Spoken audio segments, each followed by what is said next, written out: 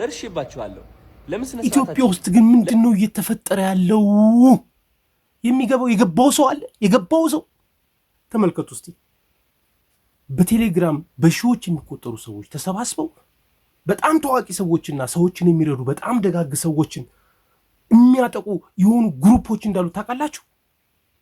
ይህንን ብዙ ሰው አያውቅም። በጣም የሚገርማችሁ ነገር ይህንን እኔ አይደለሁ ምስክርነት የምሰጠው፣ አዶናይ ራሱ ምስክርነቱን ይሰጣል። ተመልከቱ፣ ስሙት እስኪ። በግሩፕ ሆናችሁ በሺዎች የምትቆጠሩ ሰዎች ቴሌግራም ግሩፕ ውስጥ ሆናችሁ ሪፖርት እያደረጋችሁ ይሄ ልጅ ታውቁታላችሁ። የኢትዮጵያ አይሾ ስፒድ የሚባል ልጅ ነው ታውቃላችሁ። የት የነበረ ልጅ እንደነበረ ይታወቃል። ያን ጊዜ አዶናይ 4 ሚሊዮን ፎሎወር ነበረው። አሁን ያለበትን ሁኔታ ተመልከቱት። 4 ሚሊዮን ነው አሁን አዶናይ ያለው። ልጁ ግን የትና የት እንደደረሰ ተመልከቱ። አዶናይ እኮ ግዴታ አልነበረበትም ልጁን የዚህን ያህል ለፍቶ ልክ ዝቅ ብሎ ይህን ሁሉ ነገር አድርጎ እዚህ ደረጃ ልጁን ለማድረስ። ግን የልጁ ደግነት የትና የት እንዳደረሱ ተመልከቱ። ታውቁታላችሁ። ታዋቂውን አርቲስት በችግር ውስጥ እንደነበረ ያንን ችግረኛ አርቲስት እንደምንም አሰባስቦ በዛ ሁሉ ጭንቀት ውስጥ አንድ መኪና እንዲሸለም አደረገ። አዶናይ ግን ያንን ማሰባሰብ ሲሞክር የነበረው ፎሎወር 4 ሚሊዮን ነበረ። መኪናውንም ካሰጠ በኋላ 4 ሚሊዮን ነው። ይሄ ልጅ ብዙ ነገሮችን ለማድረግ እየጣረ ነው። ብዙ ሰዎችን ለመርዳት እየጣረ ነው። ነገር ግን ምን እየተደረገ እንደሆነ ገብቷቸዋል። አሁን በአሁኑ ሰዓት አዶናይን ቪዲዮ እንዳይታይ ሪፖርት በማድረግ በሺዎች የሚቆጠሩ ሰዎች ተሰባስበው በቴሌግራም ኢቭን ቻናሉን ለማዘጋት ሁሉ እየጣሩ ነው። ይህንን ራሱ በቲክቶክ ወጥቶ ተናግሮታል። የሚገርማችሁ ነገር ምንድን ነው? ኢትዮጵያ ውስጥ እየተፈጠረ ያለው ምንድን ነው? የሚጠቀሙት ነው ማለት ክፋታችን የትና የት ነው እየደረሰ ያለው? አንድ ሰው በራሱ በቃ ላያልፍለት ይችላል አይደል? ነገር ግን ሌሎች ሲያልፍላቸው ግን ለምንድን ነው የማይደሰተው? ለምን ይጨንቀናል? ይሄ ነገር ምን ችግር አለው?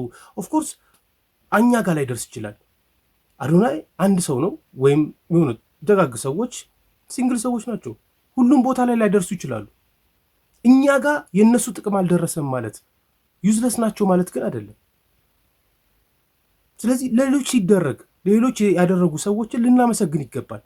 ኢቭን ባናመሰግን እንኳን ሌላው ቢቀር እንኳን ጅስት ክፋታችንን እንተው። የአዶናይ ቻናል ቢዘጋ ምንድን ነው የሚጠቅማችሁ? ምንድን ነው የሚጠቅመው? እንዴ ክፋታችን እኮ በዛ እኮ። እስቲ ችግሮቻችንን ተመልከቱ። እነዚህ ሁሉ ችግሮቻችን የመጡት ከምን ይመስላችኋል? ካለብን እኮ የክፋት ችግር ውስጥ ክፋታችን እኮ ይመስለኛል እኮ። ሌላ ነገር ሊሆን አይችልም መቼ። ፈጣሪም እኮ አልጠጋም ማለት ችግር በችግር እኮ ነው እየተዳረረብን ያለው። ምንድነው ኢትዮጵያውያን እየሆንን ያለ ነው? ለምንድን ነው እርስ በራሳችን እንኳን ቢያንስ እንኳን መረዳዳት ቢያቅተን ሰዎች የሚረዱትን ሰዎች ግን ለምንድን ነው ለመጣል የምንጥረው? በዚህ እንኳን እንደው ትንሽ እንኳን ልቦና መስጠት እንዲሰጠን ኧረ እንጸልይ በእግዚአብሔር። እንዲህ የፈጣሪ ያለ ስሙት። እኔ አይደለሁም አዶናይ እየደረሰበት ያለውን ነገር በአጠቃላይ ተናግሮታል። እሱ ብቻ አይደለም፣ በጣም ብዙ ሰዎች እንደዚህ ደጋግ ነገር በሚሰሩበት ጊዜ ጠልፎ ለመጣል የሚደረግ የተደራጀ የሆነ ነገር አለ። በእውነት ልቦና ይስጠን። ግን አዶናይ እስካሁን ለሰራው ስራ ልትመሰገን ይገባዋል። ይህንን ነገር ሞራል ተነክቶ በዚህ ነው ያለ ደረጃ እስከዛሬ ስትሰራቸው የነበሩ ነገሮችን ማቋረጥ የለብንም። በርታ። እኔ የሚገርመኝ ነገር ሰዎች መጀመሪያም ስንነሳ መከራ ነው፣ ከተነሳንም በኋላ ለመጣል ደግሞ የሚያደርጉት ነገር ደግሞ በጣም የሚገርም ነው። ስሙት ቪዲዮውን። የኔ ቪዲዮዎች በግሩፕ ሆናችሁ ሪፖርት በማድረግ ምን አይነት ጥቅም ነው የምታገኙት? ደርሽባችኋለሁ። ለምን ስነ ስርዓት አትይዙ? ለምንድን ነው የምትቀኑት? ለምንድን ነው እርር የምትሉት? ለምንድን ነው አንድ ሰው ጠንክሮ በየቀኑ ሲሰራ ውስጣችሁ ለምን እንደሚደብራችሁ ነው? ለምን ያ ሰውን ማበረታታት አትመርጡ? ለምንድን ነው ውድቀት የሚሰማችሁ? ለምን ጸበል አትሄዱ? ለምን መንፈሳችሁ አታክሙ? ለምን ከእግዚአብሔር ጋር አትቀርቡ? ለምን ከጥላቻ ፍቅርን አትመርጡ? ለምን ከቅናት ማበረታታትን አትመርጡ? ለምን አንድ ሰው ሲሳካለት እኮ ሞቲቬትድ መሆን ያለባችሁ፣ ኢንስፓየርድ መሆን ያለባችሁ። ያ ሰው ለመጎተት ትሞክራላችሁ። ከየት ሆናችሁ እየጎተታችሁት እንደሆነ ታውቃላችሁ። ግን ያ ሰው ከታች ሆናችሁ ነው። ከዛ ሰው እኩል ወይም በላይ ብትሆኑ ኖሮ በምንም ተአምር መጎተት አትችሉም። ከየት አምጥታችሁ?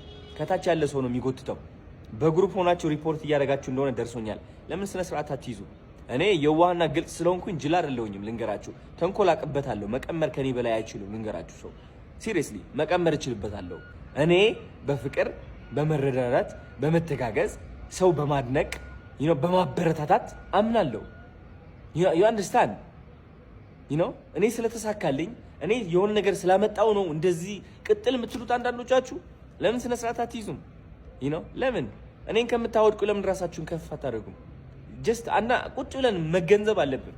በግሩፕ ሆናችሁ በሺዎች የምትቆጠሩ ሰዎች ቴሌግራም ግሩፕ ውስጥ ሆናችሁ ሪፖርት እያደረጋችሁ ነው። ስነ ስርዓት ያዙ፣ ስነ ስርዓት ያዙ። ቢ ኬርፉል what you doing።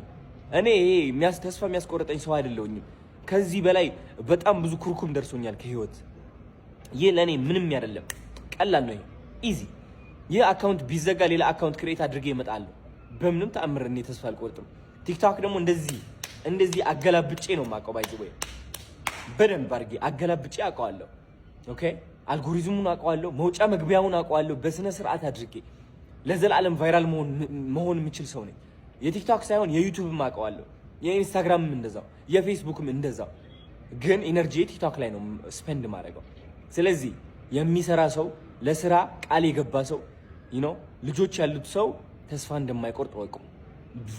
ዞሮ እኔ እመጣለሁ። ተስፋ አልቆርጥም በምንም ተአምር።